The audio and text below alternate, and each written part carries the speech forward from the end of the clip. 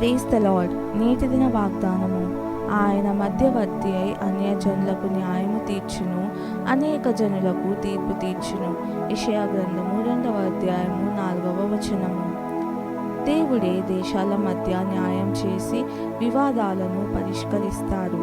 వివాదాలు లేని ప్రపంచాన్ని మీరు ఊహించగలరా?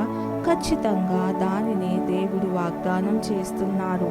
మన చుట్టూ ఉన్న విభేదాలను పక్కన పెట్టి దేవుని వెలుగులో మనము నడవవచ్చు. అటు తరువాత ఆయనతో మన విధేయతను ఎంచుకోవచ్చు.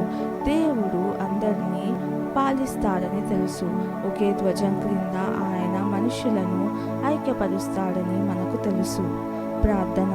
ప్రియమైన దేవా, ప్రపంచంలోని ప్రతి అధికారం మీద నీ సార్వభౌమత్యాన్ని ఒప్పుకుంటున్నాను. నీవు అన్నిటి మీద రాజ్యమేలుచున్నావు. యేసయ్య నామంలో ప్రార్థిస్తున్నాను తండ్రి. ఆమెన్.